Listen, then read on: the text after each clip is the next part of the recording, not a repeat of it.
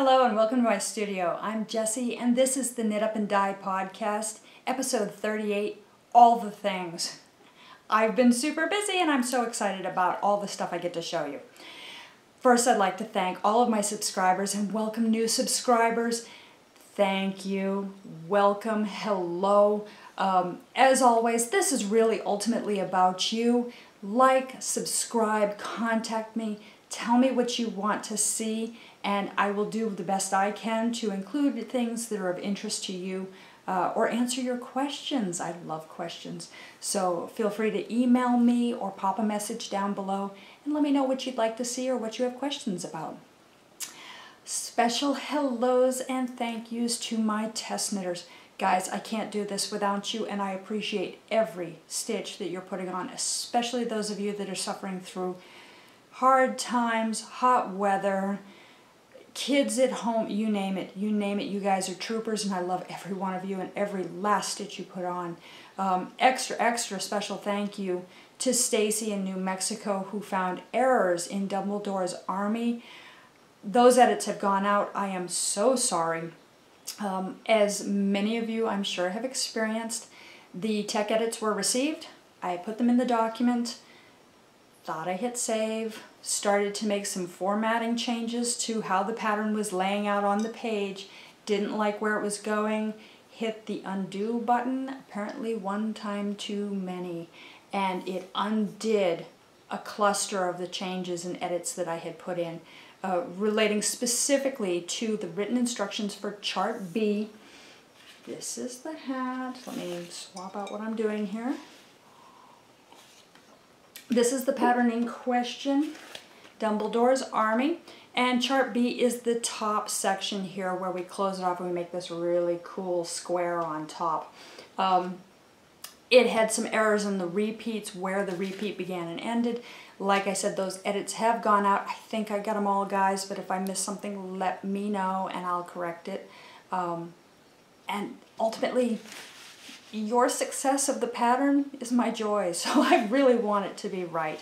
I have delayed the release of the pattern for one more week. I'm not going to release until July 8th, just so that we can hammer this out and be absolutely sure we have it right before we let the general public have access.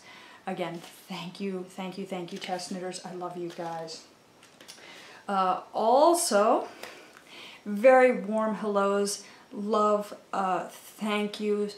You guys are so supportive and so generous and so sympathetic and wonderful. I got so many support messages from people all over the world regarding my migraines, and what a wonderful thing not to know that so many of you suffer as well, but just to have such heartwarming support. So warm hellos and support go out to Betty Ann, Donna, Eve, Cricket, Wendy, David, Chesky Division, I'm sorry I can't find your real name, Barbara, Flo, hello, thank you for introducing yourself. I meant to get back to you and I haven't had a chance, and Terry. Every one of you are wonderful. Anybody I missed, thank you. You guys are why I do this, and I love you guys. Anyway, so migraines. I've always had migraines based on the patterns I've seen over the past 30 plus years. I suspect that they're hormonal.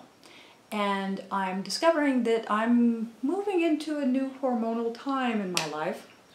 And so they seem to be clustering.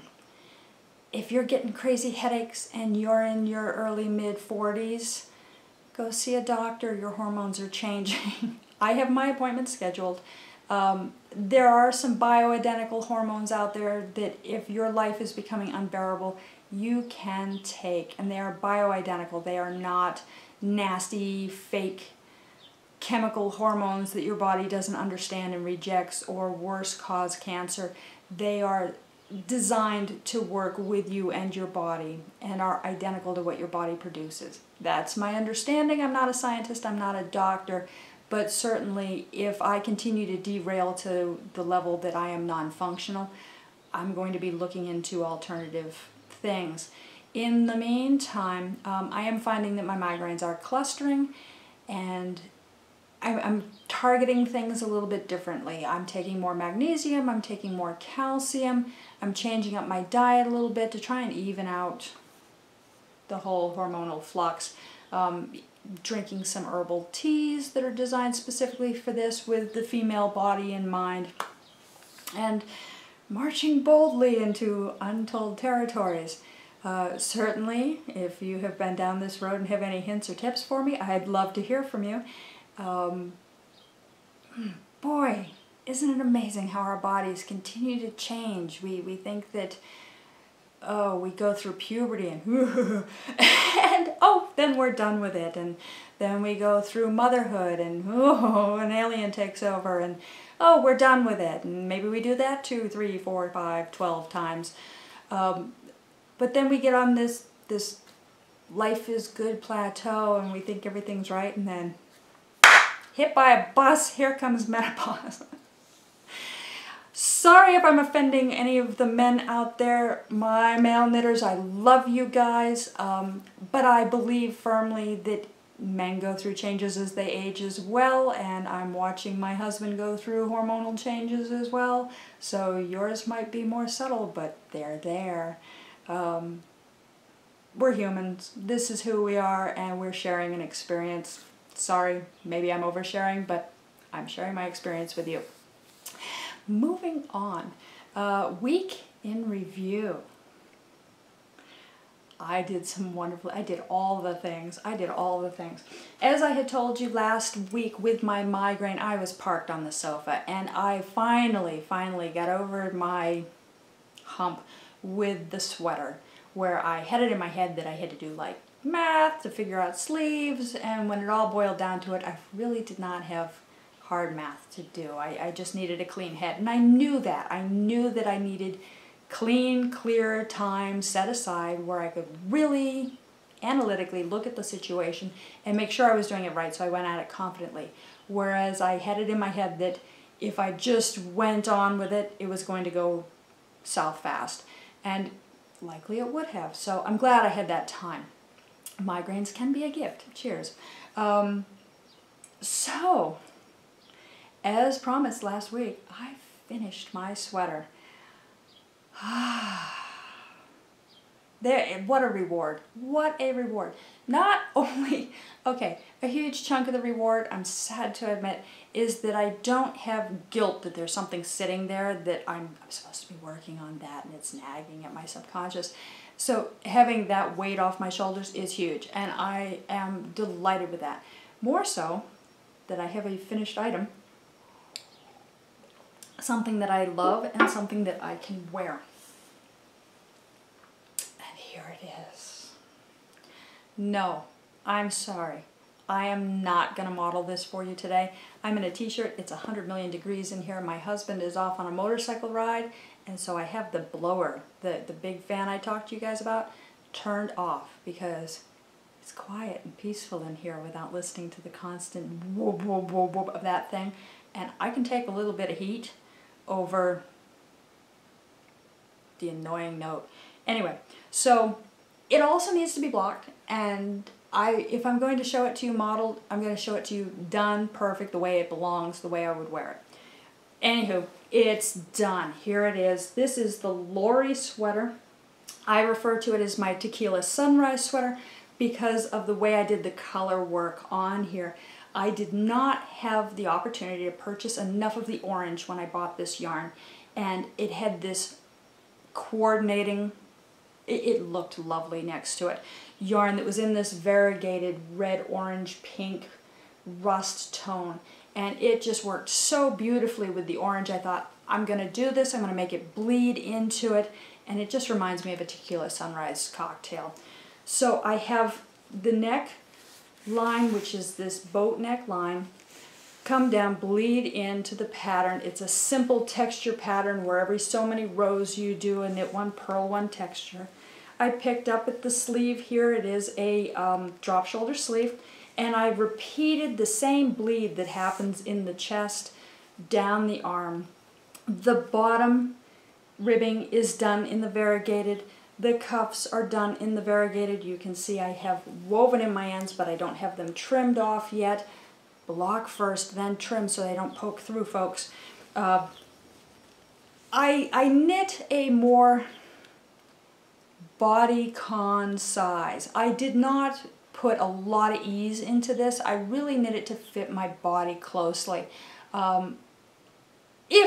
When I knit this again, and I would knit this again, this pattern, Josie Paquin, Lori is the name, the Lori sweater, well written, easy instructions, good sizing, fabulous construction. It's really quite wonderful. You start in one place and you work in a direction and you go over and pick up and go on the right. It's really brilliantly done. And is flexible. You can make a lot of changes to the pattern and get exactly what you want. Seamless. How do you go wrong? How do you go wrong? Quick, easy, if you don't park it next to your sofa for 3 months. Really, really lovely. When I knit it again, I'm going to knit a far more positive ease version, just so I've got something real casual, grab, throw over everything. Because it was so easy, such an enjoyable knit. I would do it again, and I would do it in a larger size. Love this. Love this, love this, love this. I'm so proud. I have effectively knit 2 sweaters that fit me. As far as I'm concerned, I have busted my sweater curves. Now, I just threw myself under the bus. I get it. The universe is laughing hysterically, going, haha, I'll teach her. But I'm confident, I'm proud, I have it, and I made mods to my sweater, and they're successful. So not only have I learned something, but I've achieved. I'm happy with the fit. Busted. That's it. If you want more information about this sweater, feel free to pop over to Ravelry. I do have a project page there for the sweater that has my needle size. I don't know if I put the size of the sweater that I put in there. But the yarns and everything's all detailed there. I did it! Yeah! And thank you to every last one of you who wrote to me and gave me support and encouragement. Not doing it alone makes a huge difference. Knowing that there are other people out there who are telling me, I can do this, look at everything else you do, of course you can handle this, just gives you that added support and encouragement to get through the hard times. I'm not saying this was hard, this was wonderful, but this is hard sometimes, and sometimes you just need to get out of your own way. That's what it is. I needed to get out of my own way. Forgive me. Okay, so how to eat an elephant blanket. That is firmly parked. Other things have taken precedent. Dark Hero socks, parked right next to the blanket. Other things took precedence. I did try those on. They are snug on me. I'm going to finish them, absolutely. But definitely they are not year-round socks. They're going to be winter socks because wearing it that close, there's not a lot of air circulation. Wool socks, I can wear them year-round. It's an insulator. It's kind of like a long-haired dog. The dog is not necessarily overly hot because it has long hair. It's being insulated from both the hot and the cold. And I use wool socks year-round. I love it.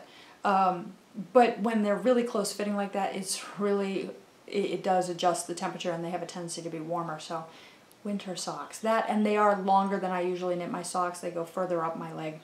So not in a huge rush to get those done simply because I have time. Also, my improvised shawl. I showed you guys a little bit. I posted a couple of pictures on Instagram, but this was the shawl that I showed you guys how to do the garter tab cast on for. It was a demonstration 2 or 3 episodes ago. I'm sorry, I don't remember. But I just wanted to use up a couple of yarns that I liked the look of together. They've been in my stash forever, and I really wanted to, I was tired of waiting for the perfect project to come along. Why do we do that to ourselves? And so I created the perfect project for these yarns. And I'm really, really happy with the outcome. I think it came out beautifully. It is done. It has been blocked. All the ends are trimmed. This is the section that I showed you guys where I did the garter tab cast on here and started the increases to show you just the general rules of how a triangular shawl works so that you can improvise and do whatever you want. My rules to myself were I had to change skeins every time I picked it up to work on it again, and that gave me random intervals of length and size for each stripe. I also set it so that there was an order of stitches that I did. I did a stockinette, I did a garter, and then I did a knit two together yarn over open work and simply repeated. Because I had 3 pattern stitches and 2 colors, they repeated in a sequence that made it look much more random than it really is. And this is a large triangular shawl. It was just 2 skeins of this bulky weight yarn. Sorry, I'm trying to get it in frame for you. And I think I told you guys, maybe I didn't. I played wicked yarn chicken with this one. That's the Mainer coming out. When I did my bind off, I had like 13 stitches left to bind off, and I was out of the purple yarn. And as you can see, I only did the bind off with the purple. By farming the tail from the label and farming some of the ends from the side, I was able to do a felted join and get just enough to get this bound off and woven in. And whew, it was close. It was so close. I ended up with a tiny, tiny bit of the multicolored yarn left over, but the blocking came out gorgeous. It really opened it up. It opened up that garter stitch. Sure as ice melts, garter stitch always opens up when you block it and gets bigger, as well as it really opened up this lovely open work that I did and made it so much more interesting. So, quick glance, there it is. I've got this nice bulky weight wraparound triangular scarf that I can wear under a jacket, that I can wear at work. My office is freezing. And it's multicolored. It's going to go with so many different outfits and just offers me this cuddly warmth, which right now is suffocating. But very excited about this. I would love to see your improvised shawls if you've done them with me, or certainly if you want that information again, pop on back to my video, take a look at the garter tab cast on, have some fun, use up some yarn. Use up some yarn. That's really been kind of a theme with me. I have this beautiful stash, and it's a large stash. I used to teach at a local yarn store, and as a teacher we got a special discount, a significant discount, a discount hard to pass up discount, and so I really developed a lovely stash. Now it's nowhere near as big as some of the stashes you're seeing in other podcasts, but it's significant and it exceeds life expectancy. That seems wrong to me. I feel I love my stash, and a lot of my stash is simply pretty colors that I get to look at and enjoy, and sometimes just pulling the yarn out and arranging the colors in different patterns and dreaming about what you can do with it is therapeutic. It really is therapeutic. Other people get this from paint, some people get this from fabric, some people get it from whatever other crafts you enjoy, beading, whatever. I get it from yarn. My therapy is yarn. And just having those colors out and enjoying the colors, you're getting an emotional response from color. Color stimulates your mind in different ways, makes you think differently, changes your mood. I love my stash. I love playing with my stash. But I'm at a point where, like I said, it exceeds my life expectancy, and I want to enjoy these. I don't want to be at a point in my life where I have no memory as to why I own these things and not remember what to do with them or how to do with them. I want to enjoy them now. Let's live to your fullest. So I'm doing a whole series of designs that are specifically stash busters. And I showed you one of those last week. It's a new design that's coming out. I'm calling for test knitters. Hello, if you're interested, go to my Ravelry group, Jessica LaRue Designs, or pop over an email to me, leave me a message down below, email address, and let me know that you're interested in doing it. I've talked about this pattern for weeks. It is my Addicted to You pattern, U-E-W-E, to T-W-O, and the whole point of it is to have a simple, attractive, textured design that uses up yarn. You've got 2 skeins of fingering weight in your stash. Or you've got your eye on 2 skeins of fingering weight that you would love to own because they're beautiful, but you simply don't know what to do with them, and you don't want to do socks anymore. You're socked out.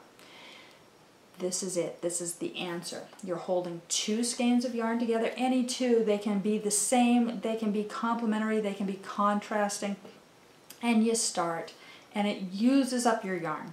You start with a tiny little point, and you let it grow. You need to be able to knit 2 together, yarn over, bind off. Bind off instructions are in the pattern, and you can make Addicted to You.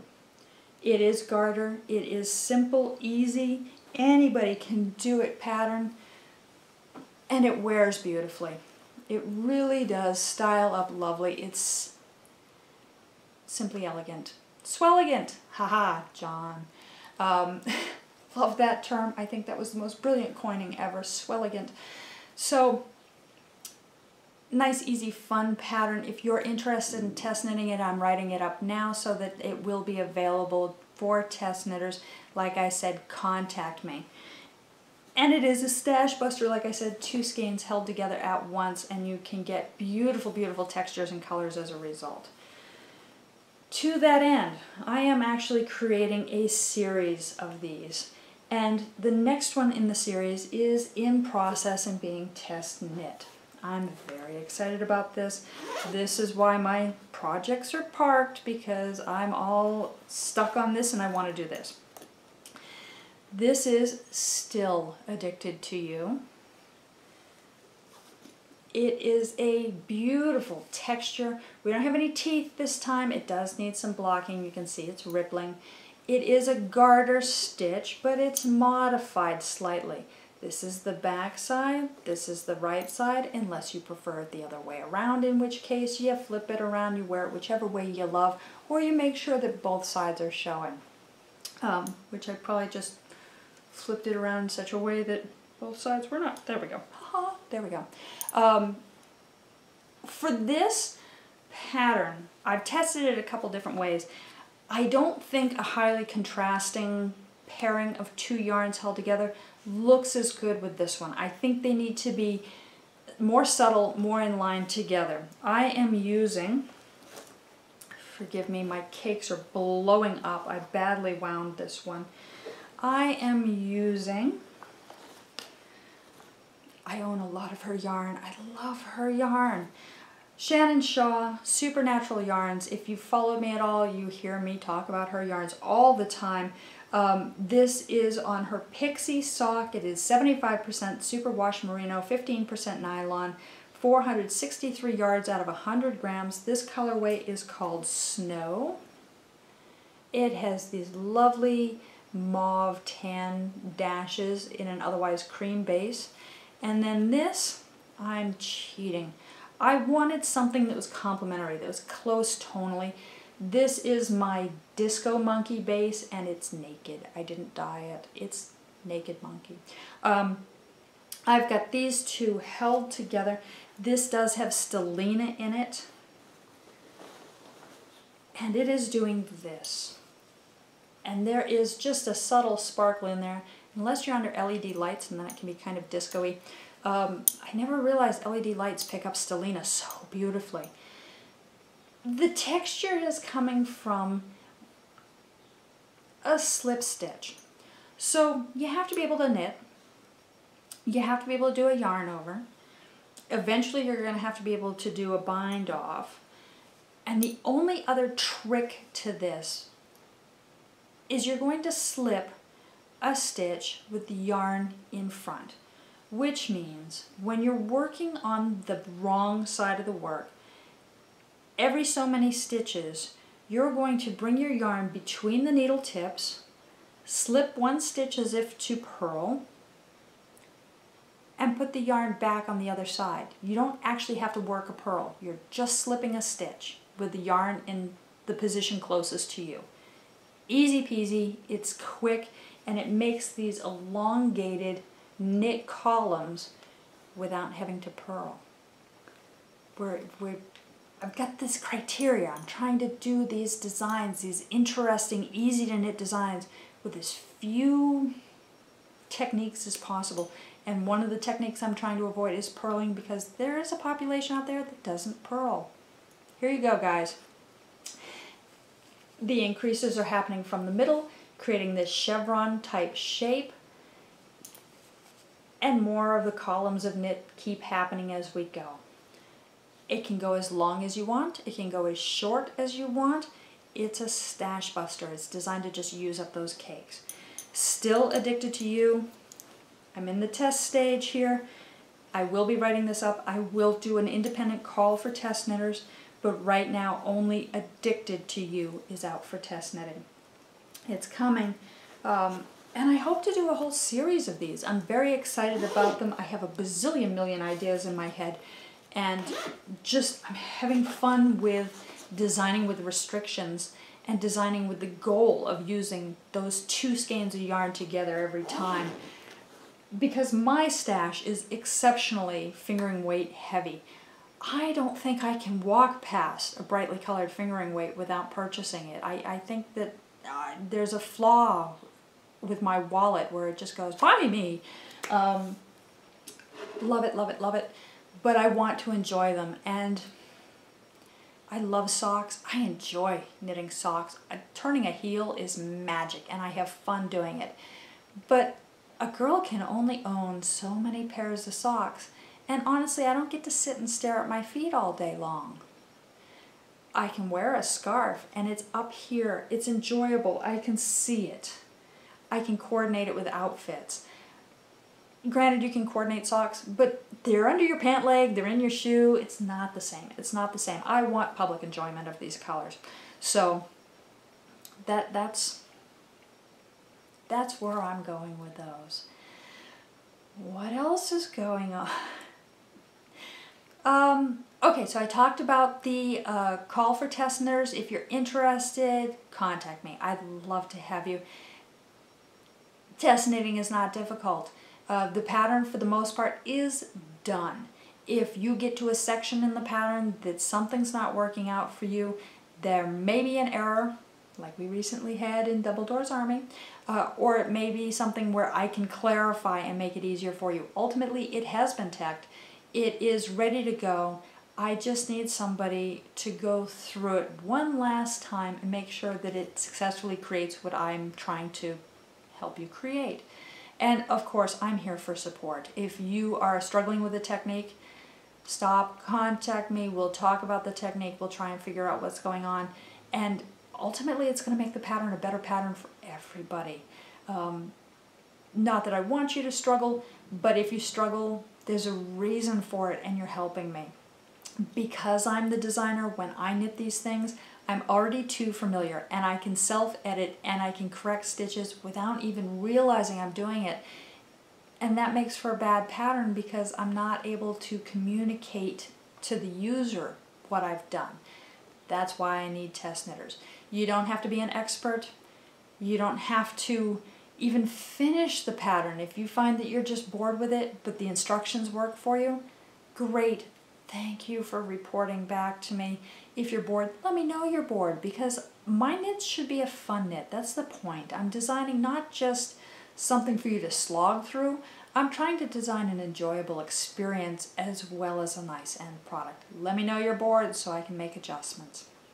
But don't be shy about being a test knitter. Give it a try. It can be fun, and it can be a learning experience, and it can be rewarding. Upcoming. Yes, I'm using a cheat sheet, guys. There's always so much I want to share with you, and as I go through the week, I think of things that I want to include, and inevitably I get to film time, and I have no idea what I'm going to talk. I'm like, well, I can show them I finished this. I need a cheat sheet. stage fright, writer's block, I don't know. Anyway, so I finished my sweater, which you've all seen and I'm very excited about. I spoke very briefly last week about this bizarre idea I have that I want to knit a fingering weight sweater. Like I said, I don't recall falling down or hitting my head, but clearly I'm not right in the head. I have some events coming up this fall that I would really love to have a sweater for that I can wear to the events. I wanted to do it in one of my yarns, in a Dye Monkey yarn. I have a couple colorways that I really love, and I like the idea of the fingering weight because it's not really bulky. I can layer it. So if the weather's warm, I can wear it. If the weather's cold, I can layer it and still wear it. I decided to do it. I'm jumping in, both feet. I actually dyed the yarn for the sweater this morning. I did it in my Heirloom Tomato colorway. I think it's a very flattering color on me with my coloring. And I did it on my new BFL base, which is 150 gram skein of 100% BFL wool. I think it's going to be beautiful. I'm excited. So anyway, I spent entirely too much time digging through Ravelry and looking at a variety of different sweaters that fall into my parameters. I wanted something that had a lot of positive ease. I wanted something that was primarily seamless. I liked the construction of the Lori sweater, how we started at one point, worked in a direction, and then picked up and knit in the round. I prefer a drop sleeve. I just think they look better on my frame. Raglan doesn't work well on me. I have very broad shoulders and when you raglan it. Anyway, neither here nor there. But I finally found a sweater that I really like. And do you do this? I go to Ravelry, I search for, you know, sweater, fingering weight, and must have a picture, and I select all the criteria down the side there, which is brilliant. I love being able to sort that. And then you have, shows up, you get all these beautiful results. I hit Control and I click on any of the ones that are interesting to me, and they all open in separate tabs across my browser, and I proceed to go to each one individually and rule out or rule in depending on needle size, gauge, whatever. Everybody's got different criteria. And I rule out through all of them. And I had one, I mean, page after page after page of fingering weight sweaters. There's a lot of fingering weight sweaters out there. The results were like, I don't know, 3,500 or something. Crazy. But I had one design that I kept coming back to. It's a designer that I'm not familiar with. I did look at the other designs that she offers. And this one sweater just kept speaking to me. I really like the design. And so I've purchased it. And I'm really excited to show you where we're headed next. You guys get to coach me through this one. So I'm making sure I don't show you anything I'm not supposed to. This sweater is Tegan. Come on, focus. I'm hoping this will focus for you. Maybe it's focusing. The designer of the pattern is Justina Lorkowska. I hope I'm saying that right. I believe she publishes in both English and Polish. Yes, she is in Torun, Poland. I'm mutilating these names, I know. It's a really pretty pattern. It does a ribbing down here on the shoulders, front and back. It has a little bit of an open eyelet across that divides the ribbing from just a straight stockinette. It has positive ease. It has a drop shoulder on it. The pattern actually suggests that you do a positive ease of, I'm cheating and looking, where is it? Forgive me. I know, Jess, you're supposed to be prepared with this information. 6 to 8 inches of positive ease, which is the drape I'm looking for. Number of measurements. She does a really broad measurement, and it's in a fingering weight, and the gauge looks like pretty close to the gauge I'm going to get. Certainly I'm going to swatch this. I do not want to end up with a moo-moo, nor do I want something too bodycon, so I am definitely going to gauge, swatch, and make my square, wash it, let it dry, and see where it ends up. I want to be sure that I'm in the right place for this. But if you're interested in following along, or if you like the look of the sweater, Tegan is available on Ravelry. I believe this sweater was a $7 pattern. I have no problem paying for a well-done pattern. I have read through it. I like the instructions. The only thing about the sweater that I don't like, because I have the right to be picky before I even start, here is the shoulder detail.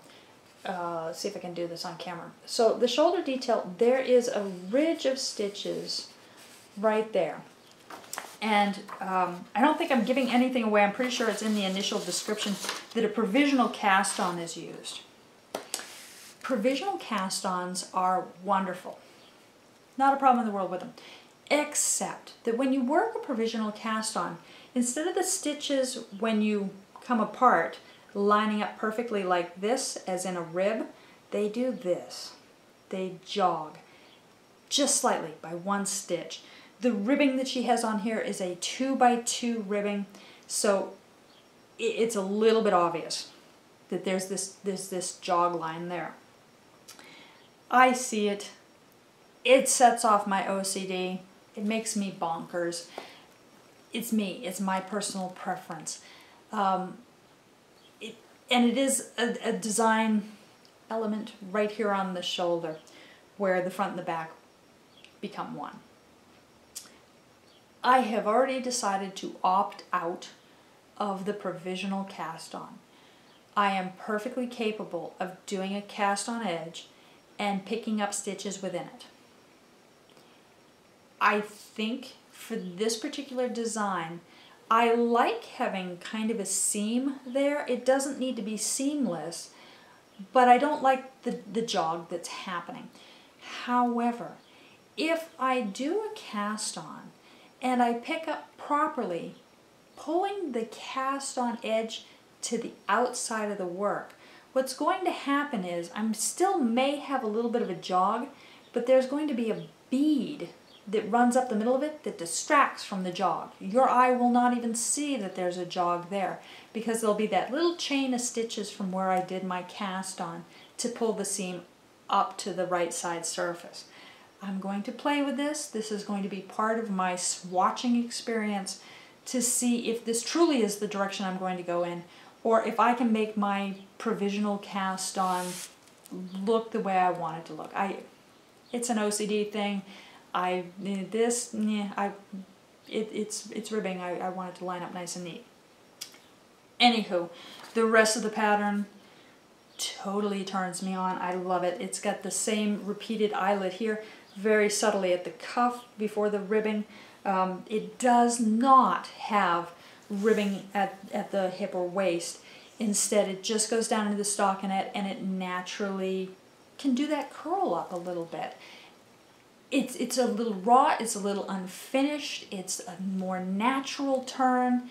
I like it. I like it. I don't particularly like sweaters that have the ribbing around there because as soon as I reach or I stand up, it pops up a little bit because inevitably I don't get one that's long enough, and then I gotta pull it back down, and that makes me crazy. So that's that. That's where it is. I like the design. I'm excited to do it. That's where we're at. Looks like I'm running out of some time here on the video, so I want to wrap things up for you. However, I do want to show you real quickly a technique that I am doing that I'm referring to as scribble dyeing. I'm going to pop into the kitchen with you guys. Okay, so here we are in the kitchen where I've been messing around with some new techniques. I'm really just playing with random color. I don't like to do speckles because you're aspirating the powder into the air, and that's dangerous. There's a lot of chemicals in these dyes, including metals, and I really don't want to be breathing that in. However, you can still get a speckly kind of effect simply by changing how you apply the dye. And I found these fantastic bottles at the dollar store. They came 2 for $1. Simple, easy condiment dispensers with a really fine point on them. And that fine point changes basically how much dye comes out at once so that you can get a pretty fine line. I'm looking at the front side of the yarn that I just dyed. We're going to flip it over and I'm going to apply more dye, and I'm going to let you watch how I'm doing that. But I'm looking at color spans, a 1/4 of an inch, Maybe in some areas it's spanning as far as about 1/2 inch. When you think about on a fingering weight yarn, how much yarn is actually used in a stitch? The most that you're going to get, assuming that you're doing like a shawl and using a bigger needle, is about 1/2 inch to a stitch. If you're doing a sock, that's a lot closer to 1/4 of an inch a stitch. So you're talking about having a blip of color on one stitch. Perfect. That's the speckling we're looking for, but without the dangerous side effects. So what I'm going to do is I'm going to come around, I'm going to adjust the camera a little bit so that you can see exactly what the yarn is I'm working with and how I'm applying it. And I'll talk a little bit about the technique and the things you need to be aware of. Okay, so here's a close shot of the yarns. I've done the front side already. There's a lot of white on the back. Let me put on some gloves and I'll show you what I'm talking about.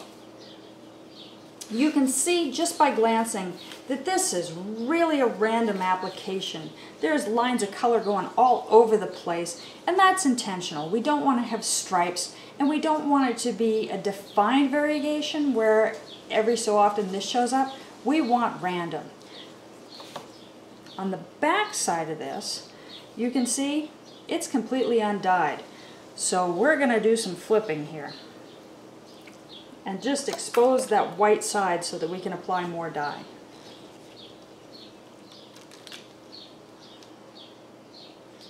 That's one. Now I have about 8 cups of water in these roasting pans. I have 1 cup of vinegar in the roasting pan, and then I've added 2 skeins of fingering to each pan. I have my oven set to bake at 225 degrees. It's maybe a little bit hotter than the average.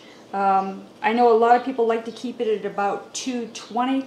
Mine doesn't do that. It doesn't do a 5-degree increment for God knows what reason in the lower temperatures. So I'm using 225 and it seems to be working fine. I'm not seeing my colors dull. It's not scorching my yarn, which clearly it wouldn't. You can boil the heck out of it and it doesn't do that. But it's at a good temperature. It's a little bit hot to the touch, but nothing that's horribly uncomfortable. I'm not getting burned. I have mixed up my dye. In my regular, as you've seen before in my other demonstrations, I use just a ball glass jar and I preheat this, I add the dye to it, I stir it all up until it's fully dissolved, and then I'm transferring it into these handy bottles. One thing you need to be aware of with these handy bottles is let your dye mix cool a little bit before you go putting it in here. Otherwise, what happens is steam forms in the top section and builds up pressure. When it builds up pressure, tilting your bottle as far as this will cause the dye to automatically jerk out. And you're talking about dye in your kitchen. Dye in your kitchen is not the goal here. We're trying to dye the yarn. Ask me how I learned this. Not good. So, let it cool a little bit before you put it in here. It's not going to separate, it's not going to cause any problems, and you're putting it back into hot. I'm not saying put it in the fridge, I'm saying just let it get cooled down so that it's not steaming and building up pressure in the void. Then all you do is randomly squirt on your yarn. That's it. There's your technique. Now, I'm not going to set this before applying the next color. because I'm using primaries. Quite literally, I'm using primaries. I have a magenta, I have a cyan, I have a yellow, and I have a black. I don't want it to set before I add the next color because I want it to bleed and join and become other colors. I want my cyan and my magenta to mix and become purple. I want to add the yellow and get greens.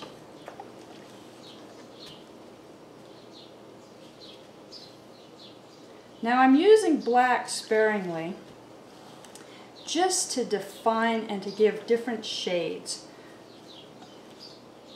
Also, I happen to call this colorway Sunday Funnies, and without the black frames, you wouldn't appreciate the funnies as much because you wouldn't know where they began and ended. That's it. Add color randomly, have fun, figure out where you want it, how you want it to look. Maybe only use 2 colors, maybe use 3 colors. Maybe use 4 colors. Maybe don't use primaries and use other colors that just appeal to you. Greens and purples would make a lovely combination.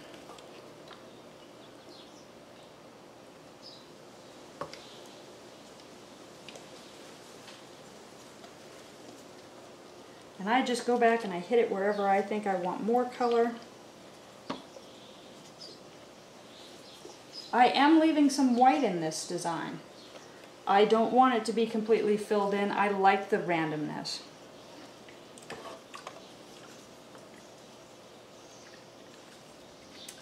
That's it. Spray it on, throw it in the oven. Generally what I do just to watch to see that it is set and that it is taking up is I squirt a little bit off in the void here. Let's see. I'm trying to see if you can see it. There's a little bit of dye floating in the water. That's the whole point. Just have a little bit of dye floating in the water. It'll take up in the related local yarn, but it won't bleed across everything.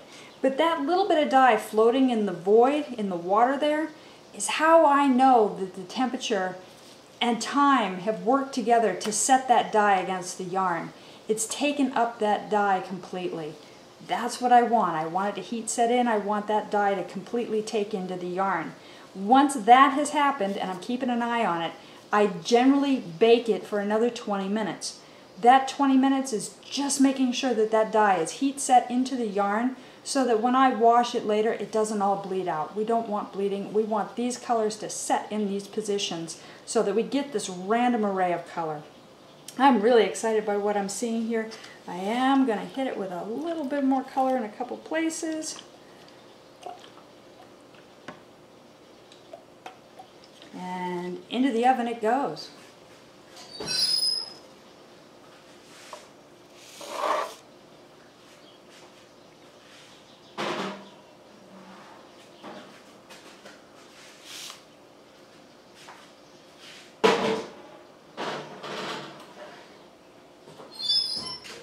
When it's all in the pan like that, it doesn't look all that magical. It looks like a big mess. So the question is, what does it look like when it's done? What am I going to get for an end result? This is what you're going to get for an end result. Isn't that gorgeous? There are so many colors in there, and often those colors are only going to last for 2-3 stitches at the most. And you get this wild variety of color. Gorgeous, perfect for brioche, wonderful for 2 together held. I'm really excited about this color technique. I hope you give it a try. I love you all. I can't wait to see you next week. I hope to film next week. My son is coming into town.